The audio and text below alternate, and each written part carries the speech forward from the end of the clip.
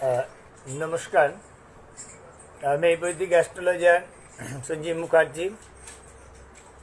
इस live session पर आप सबका मैं हार्दिक स्वागत कर रहा हूँ। अभी ये लाइव सेशन जो है ये टोटली फ्री लाइव सेशन है। आप लोग अपना date of birth, time of birth और प्लेस ऑफ बर्थ, इन तीन इन्फॉर्मेशन यहाँ पर पुट करिए और आप अपना क्वेश्चन का आंसर भी मेरे से पूछ सकते हो। ये जो लाइव सेशन मैं करता हूँ इंग्लिश, हिंदी और बंगाली, इन तीन लैंग्वेज में हो रहा है मेरा लाइव सेशन। इन तीन लैंग्वेज में से आप कोई भी एक लैंग्वेज चुन सकते हो। और मेरा मूवमेंट को देखने के लिए मेरा ये जो इंस्टाग्राम पेज है, पेज को आप फॉलो करिए। मेरा फेसबुक पेज है फ्री एस्ट्रोलॉजी कंसल्टेंसी, उस पेज को आप लाइक करिए। और मेरा जो यूट्यूब चैनल है एस्ट्रोलॉजी इन रियल लाइफ, उस चैनल को भी आप सब्सक्राइब करिए, तो मेरा मूवमेंट आपको पता लग जाएगा। आज जो चीज़ मैं बोलने जा रहा हूँ यह जेमिनी एस्ट्रोलॉजी। अभी तो मैं जितना वीडियो मैं लाइव किया था, वीडियो बनाया था, वो सारे था पराशरी सिस्टम का ऊपर बेस करके। अभी जो लाइव में कर रहा हूँ इस पराशरी सिस्टम को साथ साथ और एक भी सिस्टम है जिसको बोलते हैं जेमिनी एस्ट्रोलॉजी। तो जेमिनी एस्ट्रोलॉजी को क्या फ़र्क क्या है? पराशरी एस्ट्रोलॉजी में ग्रह का पोजीशन, एस्पेक्ट और कंजंक्शन का देखना होता है। लेकिन जिस टाइम हम लोग जेमिनी एस्ट्रोलॉजी में पढ़ने जा रहा हूँ हम लोग, तो उस टाइम ग्रह का फैक्टर नहीं है। फैक्टर होता है वहाँ पे राशि का। यहाँ पे ग्रहों का दशा आता है पराशरी सिस्टम पर, जेमिनी सिस्टम पर आता है राशि का दशा। पराशरी सिस्टम के एक एक प्लैनेट का लंबा टाइम पीरियड हो जाता है, लेकिन जेमिनी एस्ट्रोलॉजी में मैक्सिमम 12 ईयर्स होता है एक आपका राशि का दशा सिस्टम। तो कैसे होता है? सबसे पहले जेमिनी एस्ट्रोलॉजी पढ़ने से पहले हम लोग को देखना है ये कौन सा साइन क्या है। साइन होता है मूवेबल, फिक्स साइन और ड्वेल साइन। तो मूवेबल साइन क्या करता है? अपना बगल में जो फिक्स साइन होता है उसको छोड़ देता है, बाकी फिक्स साइन को एस्पेक्शन देता है। फिक्स साइन भी एक ही रूल्स अप्लाई होता है, मूवेबल साइन को एस्पेक्ट होता है अपने बगल वाला मूवेबल को छोड़ के। बचा हुआ है ड्वेल साइन। ड्वेल साइन क्या करता है? ड्वेल साइन भी एस्पेक्शन करता है ओनली ड्वेल साइन को, और किसी को नहीं देखता है। प्रॉब्लम ये है ड्वेल साइन में बगल में नॉर्मली ड्वेल साइन नहीं होता है। ठीक है जी। जैसे मेष को बोलता है मूवेबल, बिशप, फिक्स्ड, मिथुन, ड्वेल, इसी हिसाब से राशि का मूवमेंट होता है। और ये जो राशि का जो मूवमेंट होता है, ये मूवमेंट कैसे होता है ना? राशि का भी दृष्टि बोलता हूँ। दृष्टि क्या से होता है? राशि का, ग्रहों का तो कोई दृष्टि नहीं है, लेकिन ग्रहों जिस राशि पर ऊपर होता है उस राशि का एस्पेक्शन होता है। यहाँ पे ग्रहों का डिक्रीज बहुत इम्पॉर्टेंट है। वो इम्पॉर्टेंट पराशरी सिस्टम में भी है, सेम इम्पॉर्टेंट जेमिनी सिस्टम में भी है। जेमिनी सिस्टम में सातों प्लैनेट है राहु केतु को छोड़ के, शैडो प्लैनेट। इन सातों राहु केतु को छोड़ के बाकी जो 7 प्लैनेट है, इस 7 प्लैनेट में से जो प्लैनेट ज़्यादा डिग्री पर होता है सॉरी, उस प्लैनेट को बोलता है आत्मकारक। उससे जो कम होता है सेकंड पोजीशन पे जो आता है अमात्मकारक। उससे 5 जो आता है भक्तिकारक। 4 नंबर जो डिग्री पर आता है मातृकारक। 5 नंबर डिग्री पर जो आता है पुत्रकारक। 6 नंबर जो डिग्री पर आता है 6 डिग्री के अनुसार वो हो जाता है आपका ज्ञाति कारक। और 7 नंबर जो डिग्री का वाइज 7th होता है नंबरिंग में, वो हो जाता है दारा कारक। तो ये है राशि ग्रहों का कारकत्ता। ये कारकत्व तो थोड़ा सा पराशर से अलग बन गया। इसमें सबसे ज़्यादा इम्पोर्टेंट होता है आत्मकारक प्लानेट, और सारों प्लानेट ही इम्पोर्टेंट होता है। और ये जो प्लानेट, जो राशि जो है ना, इनका कैसे मूवमेंट होता है। जैसे पराशरी सिस्टम पर आता है रवि, चंद्रमा, मंगल, राहु, इस सिस्टम पर आता है ना। इसमें भी सिस्टम पर आते हैं, दो सिस्टम होता है। एक होता है डायरेक्ट मूवमेंट राशियों का, एक होता है राशियों का इनडायरेक्ट मूवमेंट। डायरेक्ट मूवमेंट कैसे, इनडायरेक्ट मूवमेंट किस किस का होता है, बहुत इजी वे में मैं बोल रहा हूँ। इनडायरेक्ट मूवमेंट वाला राशि को नंबर 2 टूरस, नंबर 3 मिथुन, वृषभ, मिथुन, कर्क। इन तीनों राशि में साथ अब ऐड करोगे तो ये सारे हो जाएगा इनडायरेक्ट मूवमेंट हो जाता है। और डायरेक्ट मूवमेंट कैसे हो जाता है, इन तीनों को छोड़ के बाकी जितना राशि बना हुआ है सारे डायरेक्ट मूवमेंट हो गया। ठीक है, अभी आता हूँ एक इम्पॉर्टेंट चीज़ है कालांश नवांश। आत्मकारक ग्रह नवांश कुंडली में जहाँ पे पोस्टेड हो जाता है वो बन जाता है कालांश नवांश। आता है आरुदा लग्न, लगन लट, लगन से जितना दूर पर रहता है उसी दूर से सेम ही डिस्टेंस पर उसका उस लगन लट को पोस्ट करना पड़ेगा। वो जो लगन बन जाते वो हो जाए आरुदा लगन। कैसे हो जाता है, सपोज किसी का लगन बन गया, आपका मेष ही ले देता हूँ, 1 नंबर लगन मतलब मेष है, मंगल है, मंगल बैठे हैं 2 नंबर राशि पर, वृषभ राशि पर मंगल बैठ गया, तो 2 नंबर मतलब मेष से वृषभ हो गया 2 घर, तो वृषभ से 2 आ जाएगा, वृषभ से वृषभ, अगला मिथुन। तो ये मिथुन जो राशि है ये है आपका आरुदा लग्न। और उपपदा कैसे होता है, जैसे 12 लॉर्ड है, वो सपोज आपका मेष लगन का 12 लॉर्ड कौन है, मीन हो गया, और मीन आके बैठ गया मेष पर। ठीक है, तो अगला जो लगन बन जाएगा वो 12 लॉर्ड पोस्टेड हो जाएगा आपका सेकेंड हाउस पर, वृषभ पर। तो ये वृषभ ये जो बन गया है ये हो जाएगा आपका उपपदा। ये भी प्रेडिक्शन के लिए बहुत इंपॉर्टेंट होता है। आत्मकारक जो ग्रह है, पराशर सिस्टम में तो राज्यों का आता है, पराशर यहाँ पे भी योगा से आ जाता है। कैसे आता है ना, आत्मकारक का साथ अनात्मकारक, पुत्र कारक, ये बहुत अच्छा होता है। अब पुत्र कारक का साथ आत्मकारक सारे जुते अच्छे, लेकिन इसमें से ज्ञाति कारक जो है, ज्ञाति कारक का प्लानेट, ज्योति कारक जो प्लानेट है, जो ग्रह है, उनका हैबिट कैसे है ना, 8 लॉर्ड जैसे, ये 8 लॉर्ड जैसे हैबिट है। वो जिसका ज्ञाति कारक जो है प्लानेट है, उसका कोई दशा आ गया जामिनी सिस्टम पर, उस टाइम उनका एक्सीडेंट, अननोन इंसिडेंट फेस करना पड़ेगा। अभी आता हूँ कैसे ही कैलकुलेशन कैसे होता है। जब टाइम जिस टाइम मैं ये 4 दशा को कैलकुलेशन करने जाऊँगा ना, मेरे को जो चीज़ फॉलो करना है वो भी सेम रूल, डायरेक्ट और इनडायरेक्ट। यहाँ पे थोड़ा सा वो जो मूवमेंट बताया था मैंने वो अलग है, अभी तो मूवमेंट आ जाते हैं। सपोज मेष का डायरेक्ट मूवमेंट पे है तो मेष, वृषभ, मिथुन ऐसे होगा, ये दशा का सीक्वेंस ऐसे लगेगा।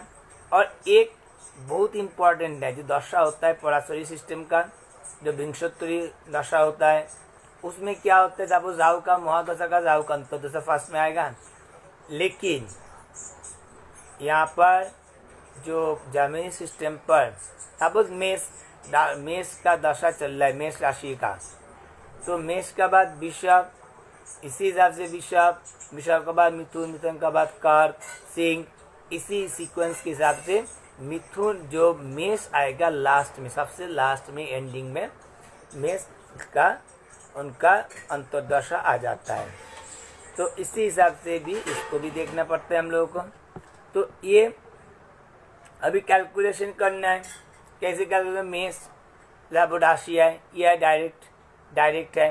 तो यहाँ पे कैसे होता है, 3 पार्ट होता है, 1 2 3 डायरेक्ट, मेष वृषभ मिथुन डायरेक्ट, और इनका साथ बाकी 3 ऐड कर दीजिए इधर, वो इनडायरेक्ट, 4 5 6 इनडायरेक्ट, 7 8 9 डायरेक्ट, 10 11 12 इनडायरेक्ट। तो ये इनका मूवमेंट का जो कैलकुलेशन है, दशा कैलकुलेशन सिस्टम जो है।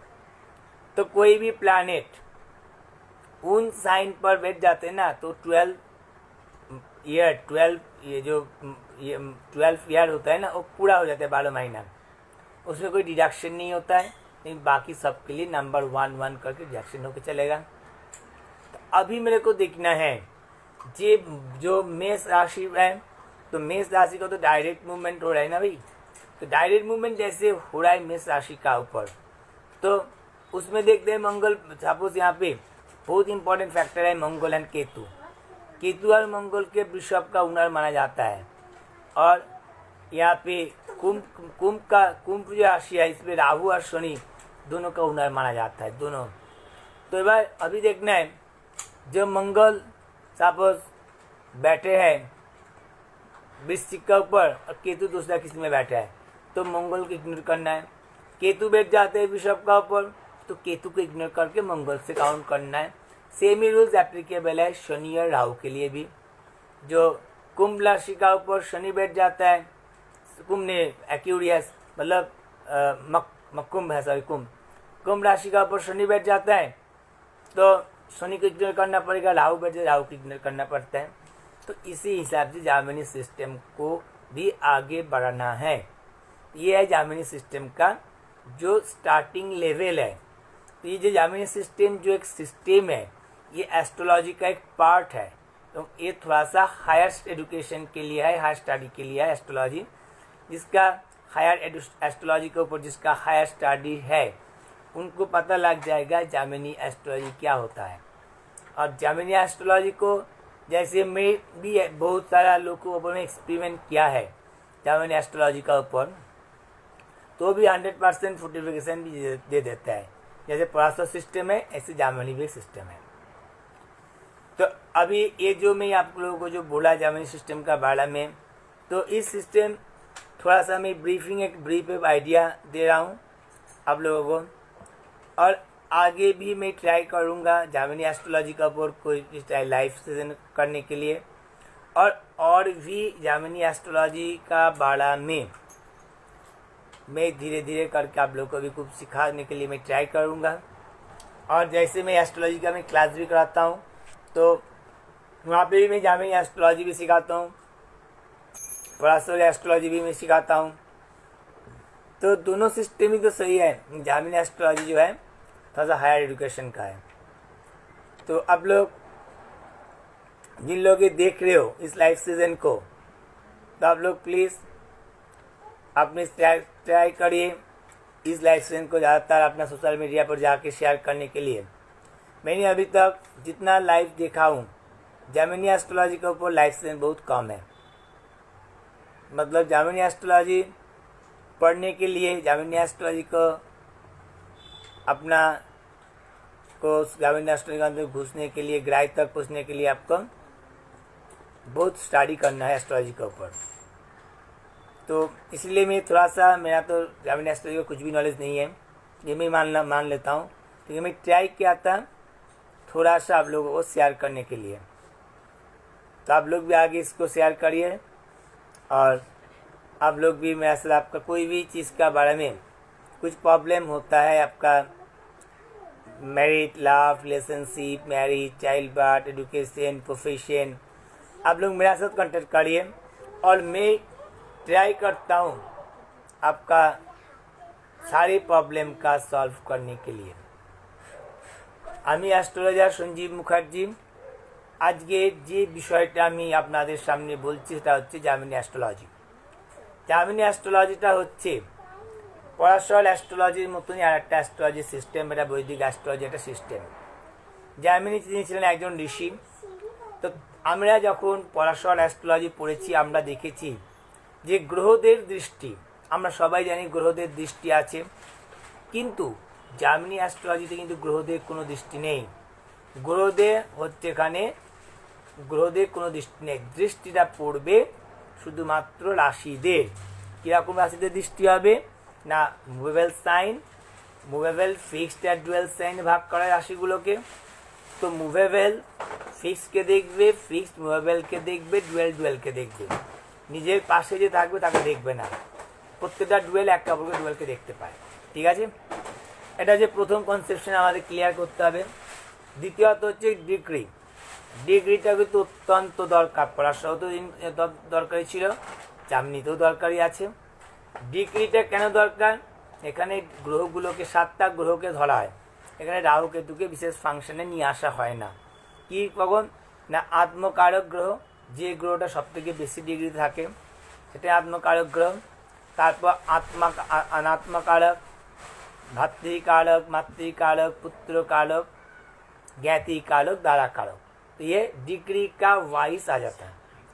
সাপোজ মনে করুন যে একই সাথে দুটো গ্রহ একই ডিগ্রিতে চলে, কি করবে তখন, একই ডিগ্রিতে এসে গেল, তখন আমাকে দেখতে হবে মিনিট সেকেন্ডকে ভাগ করতে হবে, এইভাবে ডিভিশন করতে হবে ফার্স্টে আমাদের। দ্বিতীয়ত হচ্ছে আমাদেরকে দেখতে হবে যে লগ্ন, এবার এই প্ল্যানেটগুলোর পজিশন আমাকে দেখতে হবে। जो ये आत्मकारकेर साथे अनात्मकारक, पुत्रकारक ग्रह फिफ्थ लॉट रिलेशनशिपटा भालो है, आत्मकारक अनात्मकारक रिलेशनशिपटा भालो है, किन्तु ज्ञातिकारक रिलेशनशिपटा भालो है ना। ज्ञातिकारक माने अनेकटा 8th हाउसेर मतन फांक्शन करे।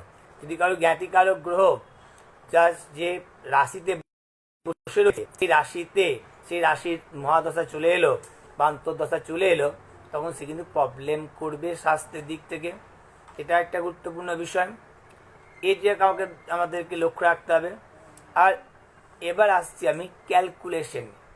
ক্যালকুলেশনে আগে একটা বিষয় আছে, যেটা হচ্ছে যে অরুধা লগ্ন। অরুধা লগ্ন কি, অরুধা লগ্নটা হচ্ছে লগ্ন লট, লগ্ন থেকে যত ঘর দূরে বসবে সেখান থেকে তত ঘর দূরে আমাকে তাকে পাঠাতে হবে, তাই সেই ঘরটা হবে অরুধা লগ্ন। সাপোজ কারুর মনে করুন মেষ লগ্ন, যে লগ্ন লট মেষ হচ্ছে মঙ্গল, মঙ্গল বিশ্বতে বসে রয়েছে, তাদেরকে বিশ্ব থেকে আমাকে নিয়ে যেতে হবে 2 নম্বর ঘর, তাহলে ওখানে আমাকে নিয়ে 2 নম্বর ঘর মিথুন, মিথুন হয়ে যাবে অরুধা লগ্ন। আর কারাংশ লগন বলে একটা কথা আছে, এখানে আত্মকারক গ্রহ সব থেকে বেশি ডিগ্রি যে গ্রহটার আছে সেই গ্রহটা নবাংশ কুণ্ডলিতে যেখানে গিয়ে বসে থাকে তাকে বলা হচ্ছে কারাংশা নবাংশ। এটাকে আমাদের জানতে হবে। তাহলে একটা ফাংশন আছে, আর হচ্ছে উপপদা। উপপদা মানে হচ্ছে 12th হাউসের যে লর্ড, 12th হাউসের যে মালিক, সে কোথায় বসে রয়েছে সেটা দেখতে হবে। 12th হাউসের সঙ্গে তার যতটা দূরত্ব থাকবে সম দূরত্ব ঘরতে গিয়ে তাকে পোস্ট করলে হবে, তাকে বলা হয় উপপদা। উপপদা এরপরে আমাদেরকে যেটা ক্যালকুলেশনের সময় মনে রাখতে হবে যে এখানে 12টা বছর পুরো পাওয়া যায় এবং রিডাকশন আছে, এটা পড়াশোনা সিস্টেম রিডাকশন নেই। 12টা বছর পুরো কখন পাবো না, যখন যখন প্রথমত আমাকে দেখতে আনতে হবে যে ডাইরেক্ট ইনডাইরেক্ট কি না 2, 3, 4 বিশ্ব, মিথুন, কর্কট, এরা হচ্ছে ইনডাইরেক্ট, এদের সঙ্গে 7 করে যোগ করলে হয়ে যাবে ডাইরেক্ট, তাদের ইনডাইরেক্টটা টোটালি এসে যাবে। বাকি যারা পড়ে থাকবে তারা ডাইরেক্টে মুভমেন্ট করবে। এটা হচ্ছে দশা মুভমেন্ট। এই দশা মুভমেন্টের সাথে সাথে আছে আরেকটা, আরেকটা আমাদের যা রাখা দরকার বর্ষায় জার্মানি পড়তে গেলে, সেটা হচ্ছে অর্গোলা। অর্গোলাটা কি, অর্গোলাটা হচ্ছে যে প্রত্যেকটা গ্রহর 2, 2, 5 আর 10 হচ্ছে প্রত্যেকটা ঘরের ক্ষেত্রে ভালো। এবার যখন 12 নম্বরে এই ঘরগুলো কোনো প্ল্যানেট আছে কিন্তু খুব ভালো ফল দেবে না, ঠিক আছে, 2, 5, হ্যাঁ 10-এ। আর 5 নম্বরে উল্টোটা হচ্ছে 9 নম্বর, 9 নম্বরে কোনো গ্রহ থাকলে 5 নম্বরে খারাপটাকে আটকে দেবে। 2 নম্বরটা হচ্ছে 2 নম্বরের উল্টো ঘর 12 নম্বর, 4 নম্বরে উল্টো ঘর 10 নম্বর, আর 3 নম্বরে উল্টো ঘর 11 নম্বর। এই ঘরগুলো যদি কোনো গ্রহ থেকে যায় তাহলে খারাপ প্রভাবটা কাটিয়ে দেয়। এই অর্গোলা আবার 2 রকমের, শুভ অর্গোলা আর অশুভ অর্গোলা। শুভ গ্রহের প্রভাবে পড়লে পরে তাকে শুভ অর্গলা বলা হয়, অশুভ গ্রহের প্রভাবে পড়লে তাকে অশুভ অর্গলা বলা হয়। এটা খুব ক্লিয়ার। এরপরে আসবে চট দশাটাকে কী করে ক্যালকুলেশন করব আমরা। তো সেখানে চট দশার ক্ষেত্রে আমি দেখতে পাচ্ছি ডাইরেক্ট মুভমেন্ট হবে 1 2 3, মানে মেষ বৃষ মিথুনে হবে ডাইরেক্ট মুভমেন্ট হবে, ঠিক আছে। ইনডাইরেক্ট মুভমেন্ট হবে বাকি 1 2 3 4 5 6 ইনডাইরেক্ট হবে, আবার 7 8 9 ডাইরেক্ট হবে, 9 9 10 11 12 হয়ে যাবে ইনডাইরেক্ট। এইভাবে ক্যালকুলেশন করতে হবে। এবার ডিডাকশন হবে, একটা করে ইয়ার ডিডাক্ট হয়ে যাবে, টোটালটাকে যোগ করতে হবে। একমাত্র যদি কোনো গ্রহ সে যদি নিজের ঘরে বসে থাকে তাহলে সে পুরো 12টা বছর পাবে, সেখানে কিন্তু কোনো ডিডাকশন হবে না। আর এবার সেখানে ওই রাশির মানে চট দশার মুভমেন্টটাও আমাকে ফলো করতে হবে, সেই মুভমেন্ট অনুযায়ী দশা লাগাতে হবে। এবার দেখা যাচ্ছে যদি কারোর জ্ঞাতিকারক গ্রহ সে যে রাশিতে পোস্টেড আছে, ঠিক আছে, এবার সেই রাশির যদি দশা পড়ে যায় সেক্ষেত্রে প্রবলেম তো হবে মানুষের ব্যক্তি জীবনের ক্ষেত্রে। তো এটাই হচ্ছে এটা জার্মানি সূত্র। এটা খুব অল্প বিষয় আমি আপনাদেরকে বললাম, এর থেকেও আরও অনেক বিষয় আছে আমি যেগুলো আমি পরবর্তী আমার লাইফে আলোচনা করব। তা আপনাদের যদি আমার ভিডিওটাকে ভালো লেগে থাকে, আপনারা আমার এই চ্যানেল যেটা আছে অ্যাস্ট্রোলজার সঞ্জীব মুখার্জি, যেটা আমার ইনস্টাগ্রাম পেজ বানানো আছে, সেখানে আপনারা ফলো করুন। আমার যেটা ইউটিউব চ্যানেল আছে free astrologer, free astrology in real life, সেখানে আপনারা চ্যানেলটাকে সাবস্ক্রাইব করুন। আর ফ্রি অ্যাস্ট্রোলজি যে আমার লাইভটা আবার যে পেজটা আছে ফেসবুকে, সেই পেজটাকে আপনারা লাইক করুন। তাহলে পরে আপনারা আমার মুভমেন্টে জানতে পারবেন। আর আপনারা যদি কেউ আমার সঙ্গে ব্যক্তিগতভাবে কথা বলতে চান বা বৈদিক অ্যাস্ট্রোলজি শিখতে চান বা জার্মানি অ্যাস্ট্রোলজি শিখতে চান, সেক্ষেত্রেও আপনারা আমার সাথে যোগাযোগ করতে পারেন এবং আমার কন্ট্যাক্ট নাম্বারটা এই লাইফে দেওয়া রয়েছে। তো থ্যাংক ইউ ভেরি মাচ। আজকে এত দূর, পরে আবার আসবো লাইফে, আপনাদের সাথে আবার কথা হবে। Thank you very much.